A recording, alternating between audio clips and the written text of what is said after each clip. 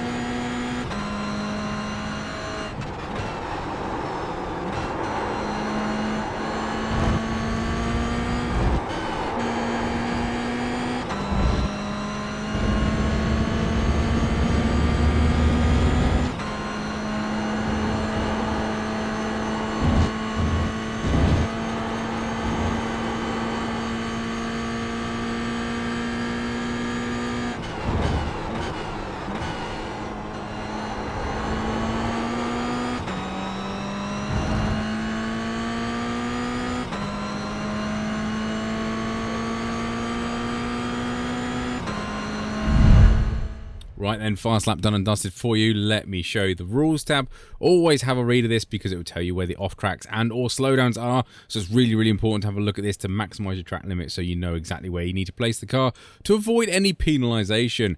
Info tab for you, we are using the identical fixed iRacing setup, 85 Fahrenheit track temp, and a moderate usage of 44% is what I always use for these track guides. Now the lap that I'm going to show you is not my fastest lap, which is over there, because that actually had an off track. So I'm going to show you my second fast lap, which is actually lap 3, a 1:56.602.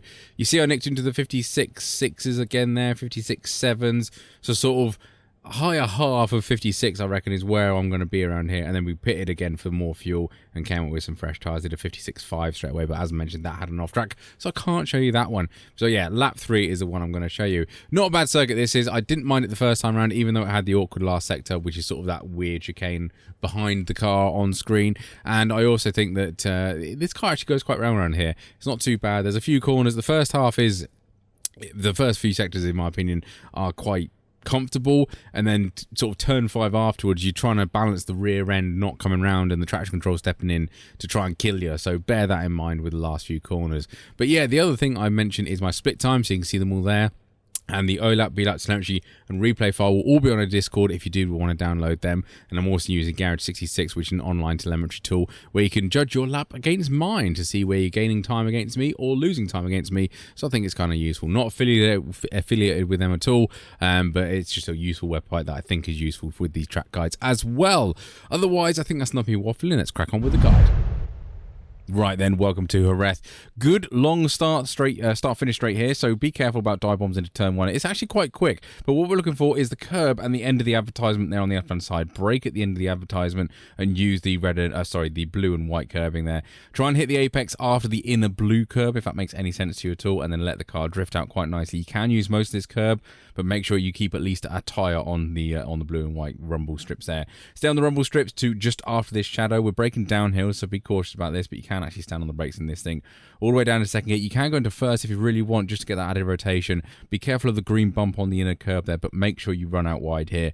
Make sure again you keep a tyre on the blue rumble strips all the way around here. It's not an off track. But if your car fully goes onto the blue, it will be. Flat out through here, so all we're trying to do here is minimise steering wheel angle and try and keep the car as straight as possible to accelerate as efficiently as possible.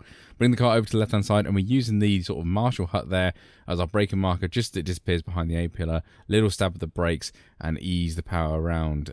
Be careful on this one because easy to apex too early and run out wide, and there is an off-track out wide. So apex just as you come over the crest there, and you should be absolutely going to be on full throttle. Need to apologise as well because the telemetry down in the bottom left isn't showing my live brake. As you can see, my clutch is 100% and the brake isn't there, but it is showing a ghost brake, which is similar. So you kind of get the idea of braking pressure. Anywho, after the 100-meter board, probably sort of about the 70-meter mark, you want to stand on the brakes and brake in a nice straight line all the way down into first gear. I found a bit of engine braking helps get the car into the corner. Nice late apex around here towards the end of the green bumpy curb on the inner there, and make sure you drift out wide as well. Again, same principle, keep a tyre on the blue and white curb and you should be absolutely golden. Accelerate now, bring the car over to the right-hand side. Again, all we're trying to do here is minimise steering input, but be careful at the last hairpin because it is easy to face the wrong way as well. This little corner is awkward, so we're looking for the tyre barriers on the left-hand side. Just they disappear from view.